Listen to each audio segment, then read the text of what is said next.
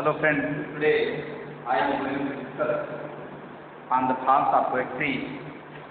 The fourth point is related to the मतलब forms of poetry के अंतर्गत जो चौथा उसका पद्य का जो रूप है वो है जिसको महाकाव्य।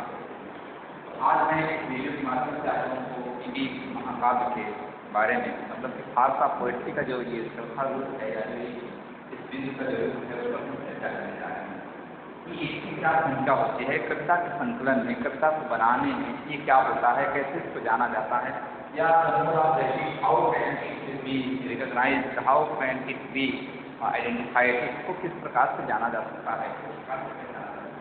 तो जैसा कि वीडियो में जब मैंने चर्चा किया था और उसके उपरांत उसके पहले मैंने जो सोनेट है, इलजी है, जैसा कि इसको आप जानते होंगे जो फाइन है, it is a 4 line poem, it is 14 line poem. ये एक 14 लाइन की कविता होती है जिसमें 14 लाइन में 8 शुरू की जो 8 लाइन होती है वाक्य होती है और अंत की जिनका लाइन होती है वो होती है। उसके बाद दूसरा बिंदु है इमेज। जैसा कि आप जानते हैं image is part of mournful thing, मतलब ये प्रकार से जिस पर क्या कहते हैं शोक संवेदनाओं के साथ दुख की अभिव्यक्ति हो, जिसमें दुख पर विचार किया जाता है और दुख की लाइनें, दुख से भरी हुई लाइनें का संकलन हो जिस कविता में, अर्थात मोर्नफुल थॉट मतलब कि निराशावादी या दुख या तकलीफ या जो भी चीज़ें होती हैं, मतलब कि जैसे लोगों के दायरे उन कविताओं का उन पंक्तियों का जो संकलन होता है वो मतलब इसलिए मोर्नफुल है, मतलब ये शोक संवेदनाओं से भरी हुई, मोर मतलब दुख संताप से भरी हुई पंक्तियों को फिर तीसरे बिंदु पर कोर्ट को आपने जाना, जैसा कि मैंने आपको कोर्ट के बारे में बताया। अब हम आपको चर्चा करने जा रहे हैं इपिक पर कि इपिक क्या होता है। जैसा कि आप लोग इपिक को जानते हैं, इपिक एक महाकाव्य होता है। इपिक को जो है जैसा कि इपिक के बारे में मतलब कि जो बताया गया, इपिक को महाकाव्य के रूप में जाना जाता है।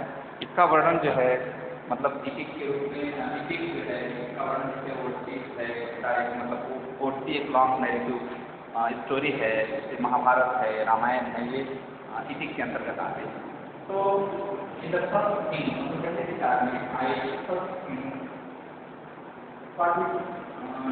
Concept of the epic. तो the epic is the stream of मतलब ये बताया गया कि इपिक का भाग है, the forms of poetry, under the forms of poetry more stream, ये सरोज आपका पोएट्री के अंतर्गत का जो रेफरेंस है, इपिक का जो मतलब कॉन्सेप्ट है वो ज़्यादा महत्वपूर्ण है, ये इसको ज़्यादा प्रेसी मिलती है, इसको ज़्यादा सरोजता मिलती है, मतलब इपिक जो है अब इपिक है क्या सब कॉन्सेप्ट जिसका इपिक मतलब इपिक को जाने की सबसे सरल और एक लाइन सबसे छोटी क्या कहते हैं general concept of general definition of वो क्या है, present in long narrative story के बाद मतलब अपने संग में जो कविता का जो वर्णन किया जाता है उस संग में यह जो होती है लॉन्ग नैरेटिव मतलब दीर्घ वर्णनात्मक की स्टोरी होती है। संग की दीर्घ मतलब लंबी, देरी लॉन्ग नैरेटिव मतलब कि वर्णनात्मक स्टोरी होती है, कहानी होती है जो संगों में लिखी जाती है, संगों में मतलब जिसको वर्ष में लिखी जाती है। तो इस प्रकार से I have told about the third view of the epic, मतलब कि द epic प्रेजेंट मतलब ये प्रस्तुत करता है क्या एक दीर्घ मतलब लंबी लंबी मतलब वर्णनात्मक स्टोरी संग के रूप में एक लंबी बड़ी वर्णनात्मक स्टोरी को जो है ये प्रस्तुत करता है। अब हम आते हैं इसके बिंदु हैं, मतलब जो इपिक है उसके थोड़ा क्या कहते हैं इम्पॉर्टेंट लाइन है इपिक के बारे में जो बताई गई है, इपिक से related the lines which are related to the epic. तो इट इज वेरी रिमार्केबल। तो one by one I am discussing, I am giving a argument and argument about these lines. I have given an environment boundary line. मैंने इससे हो गए हैं तो मैंने तर्कों को 11 इसको जानने के लिए जिस तरह पर माध्यम कीजिए आप एक एक कैसे जान पाएंगे। मतलब जिस तरह जो एक होता है एक है ग्रैंड इसकी जो विषय वस्तु होती है शानदार होती है। मतलब कहीं का तात्पर्य होती है इसकी शानदार विषय वस्तु होती है। शानदार मतलब इसकी जो विषय वस्तु होती है वो शानदार होती है, अच्छी होती है। मतलब ये जो वर्णन करती है मतलब इसमें जो विषय वस्तु होती है बहुत अच्छी होती है। एक ग्रैंड पर्पस मतलब इस कहानी को लिखते समय का जो उद्देश्य होता है वो भी शानदार होता है, उद्देश्य भी शानदार होता है।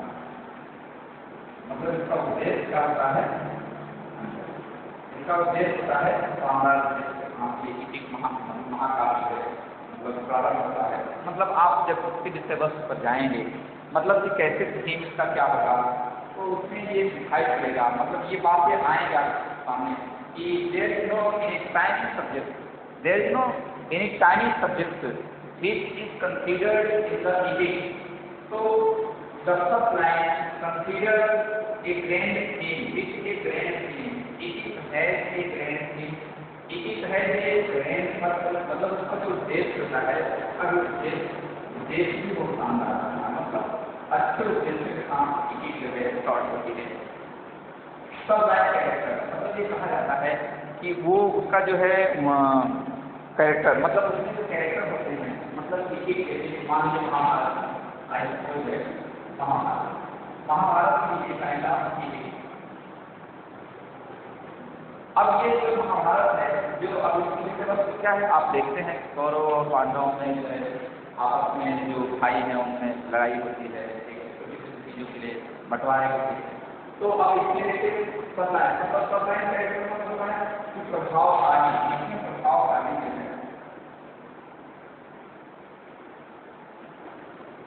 प्रभावशाली पात्र होते हैं और इसमें शानदार उद्देश्य मतलब छोटा उद्देश्य नहीं रहेगा, उसका जो उद्देश्य होगा वो बहुत अच्छा उद्देश्य होगा। मतलब एक शानदार ग्लोरी ये लॉजिक इमेजिनेशन मतलब वो काल्पनिक एक गगनचुंबी मतलब कि बहुत बड़ी लास्टी का मतलब होता है गगनचुंबी कल्पना। मतलब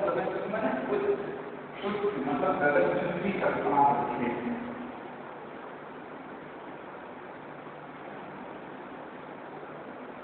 मतलब इसकी जो कल्पना होती है वो गगनचुंबी होती है। मतलब कल्पना मतलब बहुत उच्च विचार की कल्पना इसमें नहीं होती है। इस प्रकार से एक ग्रैंड पर्पस एक supply character is quite a very important to know about the ethic, to know about the general concept of ethics। मतलब जनरल कॉन्सेप्ट के रूप में मतलब एक साधारण विचार के रूप में ethics के लिए बहुत महत्वपूर्ण मायने रखते हैं। प्राप्त होते हैं there you know about the headline of ethics which are related to the ethics, so it can be noted down by the students। तो hyperbolic description of weapon and weapons, hyperbolic description मतलब इसका तात्पर्य होता है कि अतिशयोक्ति वर्णन होता है। मतलब इसमें क्या होता है अतिशयोक्ति वर्णन किसका मतलब इसमें अतिशयोक्ति वर्णन होता है। किसका वर्णन अतिशयोक्ति होता है मतलब उसमें जो weapons होते हैं लड़ने के जो हथियार होते हैं बैटरी जो होता है। जैसे महाभारत का जो मतलब युद्ध हो रहा था मतलब उसके जो विपक्ष मतलब योद्धाओं के एक दूसरे के खिलाफ विपक्ष का हजारों का प्रयोग किया जाता है उसको जो उसका जो वर्णन होता है वो हाइपरबोलिक डिस्क्रिप्शन के अंतर्गत आता है। मतलब कि इपिक महाकाव्य में जो विपक्ष मतलब कि बैठक युद्ध क्षेत्र मतलब जो युद्ध होता है वो थोड़ा सा बढ़ा चढ़ा करके दिखाया जाता है। वो जो उसको विपक्ष होते हैं उसका भी बढ़ा चढ़ा करके वर्णन किया जाता है। इस प्रकार से these major points which are considered by the great writer a grand purpose, a sublime character, lofty imagination, a hyperbolic description of human land। And the next point a visiting of strong land मतलब कि a visiting मतलब एक प्रकार से visiting of strong land मतलब वो बहुत बहुत ही स्ट्रॉन्ग लेंस का मतलब वो क्षेत्र जहाँ पर यहाँ पर रखते हैं वो बेसिक मतलब वो इस प्रकार हुआ रहता है जैसे वो आँख को देखा मतलब देखा गया है जैसे वो करता गया है। इस प्रकार से बेसिक स्ट्रॉन्ग लेंस में बेसिक स्ट्रॉन्ग लेंस का वर्णन होता है। मतलब बेसिक स्ट्रॉन्ग लेंस मतलब जैसे आँख को देखे उस क्षेत्र का मतलब वो प्रभावशाली क्षेत्र का आँख को देखा होता है। In the next one, it identifies language and evidence of supernatural power. एक उदारवादी भाषा का प्रयोग उसमें किया जाता है। मतलब एक प्रकार से उदारवादी भाषा एवं उसकी झलक इस तरह मतलब जो इसी प्रकार से होता है उसमें एक उदारवादी भाषा और सुपरनेचुरल पावर मतलब एक आध्यात्मिक शक्तियों का समावेश रहता है। आध्यात्मिक शक्तियों के साथ वो कहानी होती है। एक स्ट्रॉन्ग इमोशन मतलब एक प्रभावशाली दृढ़वाचक विचारों का।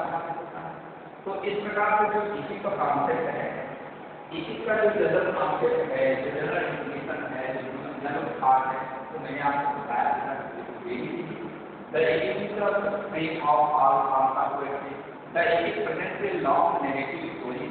मतलब कविताओं में है लंबी कहानी का अब हमने चर्चा किया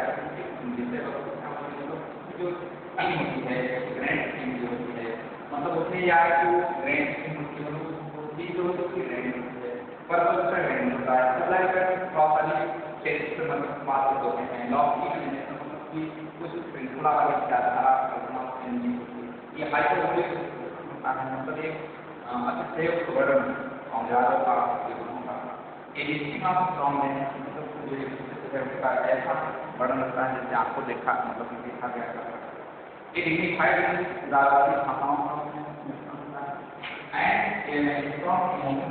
मतलब एक भावात्मक बातों को मतलब एक इस प्रकार की बात इस प्रकार का विचार जो दृढ़वाचक मतलब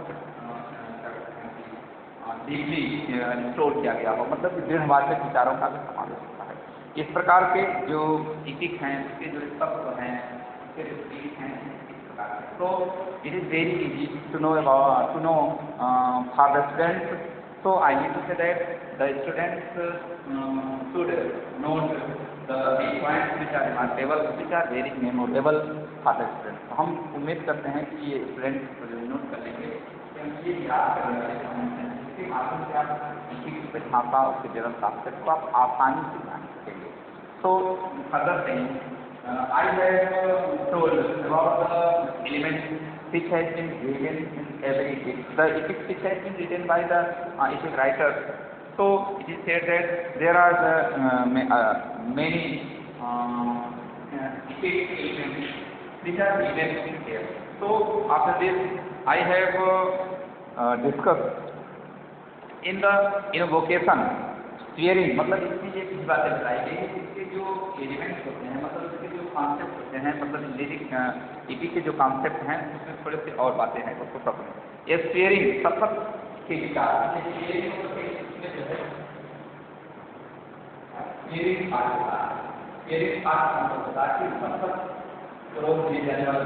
मतलब इपिक में जो है शपथ पूर्वक दिए जाने वाला विचार होता है मतलब एक प्रकार से मुचलका होता है स्वेयरिंग और मुचलका दिया जाता है मतलब एक प्रकार कंडीशन को निहित किया जाता है।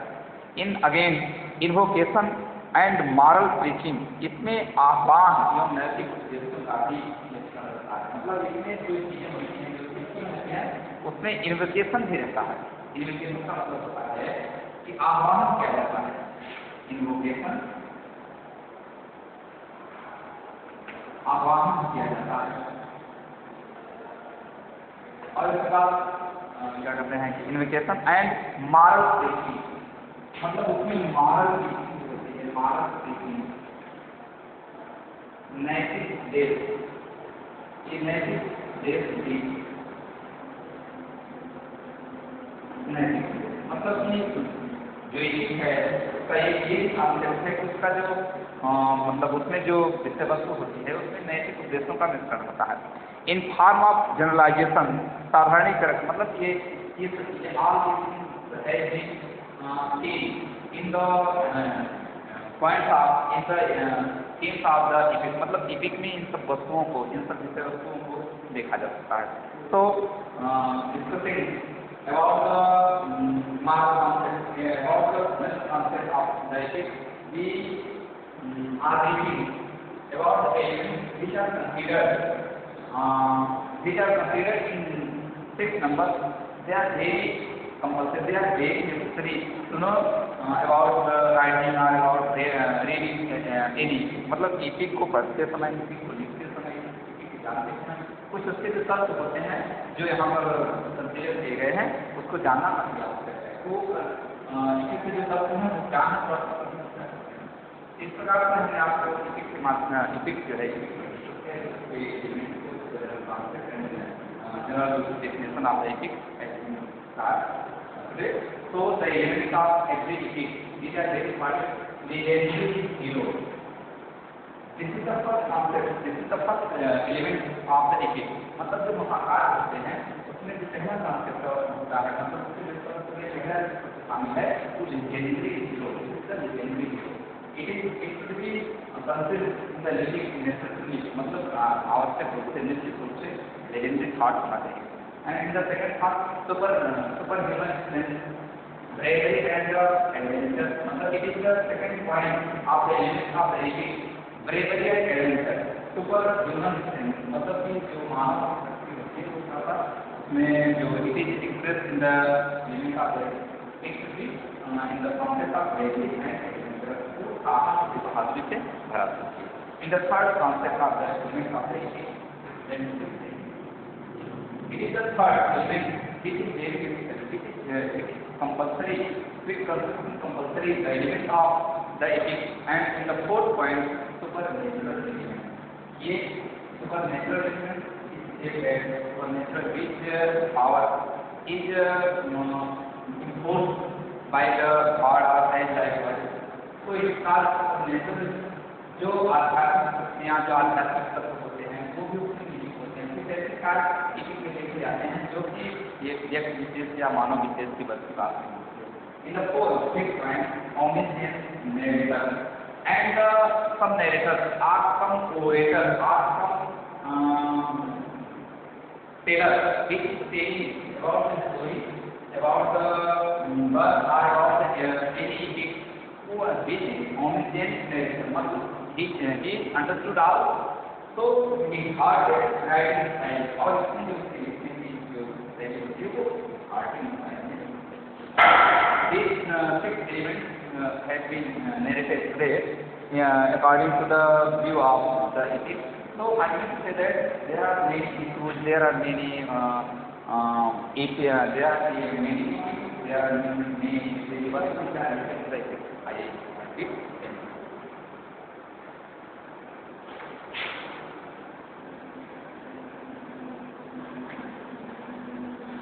in the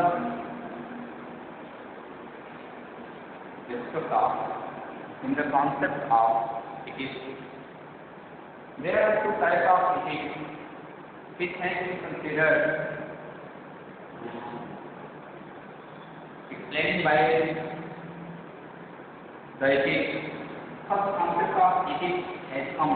It is all ethics, तो old ethics कहा जाता है। मतलब कि जो false ethics है वो old ethics कहा जाता है। मतलब ये मतलब कि जो कहानियाँ हैं, ये जो इथिक्स है, ये जो महाकाव्य हैं, they are not in literary way, तो इट इज काइंड ऑफ मतलब एक प्रकार की कहानी होती है। खास मतलब जो होती है कि मतलब पुरानी कहानियाँ तो जो है सीरियलाइज, मतलब जो क्रम से ना हो या जो इधर से होती है उस कहानी को खास कहते हैं। मतलब ये पहला जो कॉन्सेप्ट है उसमें देखा है कि टू टाइप्स की है, ओल्ड इथिक्स, ये पुराना इथिक्स कहा जाता है, पुराना महाकाव्य। दूसरा है लिटरेरी, मतलब जो साहित्यिक, मतलब जो साहित्यिक इथिक्स है जिसमें सारी घटनाओं को संकलित किया जाता है, जिसमें सारी घटनाएं संकलित हो, वो early you can see about the theme of Ramayana or theme of Mahabharata. These are early epics. These are called early epics. These are under early epics, Ramayana and Mahabharata. तो इस प्रकार से टू टाइप्स होते हैं, मतलब एक पुरानी कहावतों पर, पुरानी कहानियों पर आधारित हैं, उसको कहा जाता है ओल्ड एपिक। और जो लिटरेरी एपिक मतलब कि जो साहित्यिक कहानी, मतलब साहित्यिक ग्रंथ से जिसका संकलन किया गया है, साहित्यिक ग्रंथ से जिसका वर्णन किया गया है, साहित्यिक ग्रंथ जो लिखी गई हैं, जो रिकॉर्ड में है, तो in the under the epic it is called होमर्स immoral epic. मतलब होमर ने एक एपिक का जो है वो किया था, मतलब वर्णन किया था, एक एपिक लिखा था, तो इलियड पोएट्री कहा जाता है। मतलब पहला जो कॉन्सेप्ट है, मतलब ये क्या कहते हैं 1750 ईसा पूर्व का एक एपिक है जिसको होमर ने कहा था। इसका आपको in the area of literary work, in the area of literature it is called great epic. मतलब इस उस समय जो है इलियड पोएट्री नाम की जो एपिक थी उसको महान, मतलब महान एपिक के अंतर्गत रखा गया। तो under the discussion of epic great epic called Homer immoral epic. Homer का ये इमोरल मतलब नैतिकता से थोड़ा सा हट करके, जिसमें इमोरल पार्ट न हो, मतलब अनैतिक विचारधाराओं, मतलब कुछ ऐसी बातें होंगी। होमर इमोरल एपिक का मतलब होता है कि होमर के मतलब इमोरल एपिक के अंतर्गत मतलब अनैतिक या जो नैतिक सोच न हो, मतलब नैतिक सोच से हट करके जो है उसके अंतर्गत इलियड पोएट्री आता है, जिसका मतलब जिसको लिखा गया है। इसमें ट्रेजर वार मतलब ट्रेजर वार में जो युद्ध हुआ था उसका नाम था ट्रेजन वार। ट्रेजन वार जो है इसमें ट्रेजन वार मतलब ये ट्रेजन वार की कहानी इसमें जो है दिखाई गई है। जैसे आपका जो महाभारत है उसमें जो है कौरव पांडव की कहानी है, इसी में उस समय के जो क्या है शासक रहे होंगे या उस समय के जो रूरल रहे होंगे, रूरल अथॉरिटी रहे होंगे, वो ट्रेजर वार के नाम से मतलब ये दिखाते हैं। मतलब इसमें ट्रेजर वार की कहानी जो है संकलित है बड़ी मॉडर्न इंग्लिश पोएट्री जो छात्र प्राप्त हुई वो मॉडर्न मतलब आधुनिक इंग्लिश पोएट, मतलब आधुनिक इंग्लिश पोएट के रूप में इसको जो है कंसीडर किया गया। इसके लास्ट में आता है ये महान दार्शनिक अंग्रेजी कवि जो है जिसका नाम है जैसा कि आप जानते हैं रामचंद्र बहुत महान कवि थे। उन्होंने एक ऐसे मतलब एक ऐसे महाकाव्य का वर्णन किया, एक ऐसे महाकाव्य को अंग्रेजी साहित्य को सौंपा जिसका नाम है एक ग्रेटेस्ट का पाठ है। इसको जो है आज तक मतलब अंग्रेजी साहित्य के क्षेत्र में इसको आज तक एक महान एपिक के रूप में जाना जा रहा है, महानता श्रेणी में को रखा गया है। तो इन द पैराडाइज लॉस्ट क्या कहते हैं कि वो बहुत ही ओजस और सरल तरीके से मतलब इसमें ईश्वर के संबंध में स्वर मतलब हमारा संबंध स्वर्ग से क्या है, स्वर्ग की विषय वस्तु हमारे यहाँ विषय वस्तु सहजता के साथ दर्शाया गया, संकलित किया गया है। इससे इसको जो है महानता की श्रेणी में रखा गया है। पैराडाइज जो है 1675 का एक ठीक है, तो ध्यान में लिखा है। अब एक महान मतलब आज तक महानता एपिक के रूप में greatest epic of all time इसको हमेशा महान रखा जाता है। इस प्रकार देखा गया टाइप ऑफ एपिक मतलब एपिक दो प्रकार होते हैं, आपको लिटरेरी। अब हम चर्चा करते हैं कि बनावटी मतलब जैसे इनकी कॉपी की गई पैराग्राफ उन्होंने जो लिखा तो उनकी कॉपी करके कुछ लोगों ने उसको संकलित किया और वो देखिए वो क्या हुआ संकलित किया गया। इसका एक और नाम था बनावटी महाकाव्य। मतलब बनावटी महाकाव्य मतलब महाकाव्यों की नकल की गई। बनावटी महाकाव्य में क्या उसमें क्या था, एक इटालियन है Japan experiment here made in the direction of moon। मतलब जो बनावटी महाकाव्य के डायरेक्टर में दिखाना चाहिए कुछ हिटलर एक व्यक्ति और जापान में क्या कहते हैं कि एक्सपेरिमेंट किए गए, मतलब कि कुछ चीज़ों की खोज की गई, कुछ पर सर्च किया गया तो उसमें क्या कहा गया, द पेरिया होमस, मतलब इन लोगों ने सर्च करके इसी को लिखा। जब उसका लास्ट जजमेंट आया, इसी को लास्ट जानकारी प्राप्त हुई, मतलब इसी के कॉन्सेप्ट को लास्ट ये नकल करके होमस इलियड ओडिसी जो नाम का ये था, इसको नकल इसमें उसकी कॉपी की है, इसमें काफी की, मतलब ये मौखिक का जो वो क्या कहते हैं आंतरिक विषय, मौखिक का जो है वो इलियड से मिलता जुलता है। इससे जो है in the battle of Troy, मतलब उसमें मेघक और कहानी में किया गया। इसलिए there are two kinds of विचार तो आप देख सकते हो टाइप ऑफ के अंदर आप इनको फालतू और स्पेशलिस्ट और काइंड्स ऑफ के अंदर या कि ये टिपिक का कॉन्सेप्ट में कॉन्सेप्ट है, दूसरा है मोटिक।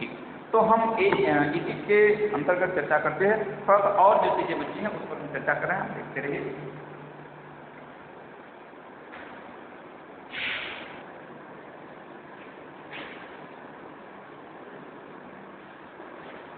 The last concept of the epic. A literary work of Alexander Pope is called the Lake of the Lost. It is a kind of epic which is in the way of epic. So it is the literary work of Alexander Pope. अर्थात Alexander pope ने भी एक epic महाकाव्य का वर्णन किया है। उसके महाकाव्य का नाम है, उन्होंने ये महाकाव्य लिखा है Lake of the Lost, मतलब ये 1712 ईस्वी में लिखा गया। अब हम आते हैं थोड़ा सा सीमाओं से पहले जैसा कि आपको बताया गया है जॉन मिल्टन की एक लेटर एपिक है जो which is regarding today all time. तो पैराडाइज लॉस्ट की जो कॉन्सेप्ट है वो क्या है फर्स्ट ऑफ चर्चा करते हैं। In God create Adam in the garden, मतलब जब उसने इस संसार के बगीचे में ईश्वर ने एडम नाम के व्यक्ति को अर्थात मानव का निर्माण किया। ये पैराडाइज लॉस्ट ने मुझे बताया, गॉड ने मुझे बताया एडम नाम के मानव से, ठीक है, मतलब तुम जो चाहो वहाँ पर यूज कर सकते हो। ही एंड देयर ऑब्जेक्ट, मतलब वहाँ पर जो तुम्हें मिले the fruit from the tree of knowledge, ज्ञान के उस वृक्ष से तुम जो चाहो तो अर्जित कर सकते हो। आप knowledge of good and evil, मतलब उसमें अच्छाई और बुराई दोनों मैंने संसार में बनाया, तो तुम जो चाहो, जो फल आपको अच्छा लगे, जो फल आपका लाइफली फ्रूट हो उसका आप यूज कर सकते हो।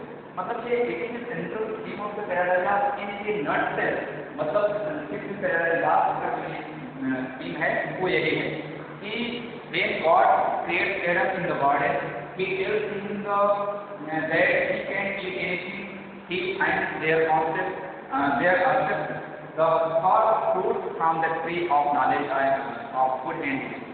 कहने का तात्पर्य है कि जो गॉड था, जो ईश्वर था, उसने एडम नाम के जो मनुष्य को बनाया उसको ये प्रेरित, मतलब उसको ये स्वतंत्रता प्रदान कर दी कि तुम उस संसार के बगीचे से जिस फल को चाहो तुम प्रयोग कर सकते हो, जिस फल को चाहो तुम खा सकते हो। और उस फल में दो प्रकार के इशूज, दो प्रकार के पॉइंट हैं, दो प्रकार के कैरेक्टर हैं। First character is allowed goodness work and second character allowed goodness work, मतलब उसमें बताया, गॉड ने बताया कि उसमें दो प्रकार के कैरेक्टर वाले फल हैं, एक का कैरेक्टर है अच्छा, दूसरे कैरेक्टर है गुड। तो in the concept of the ethics, the chapter or the topic of the ethics has been finished today.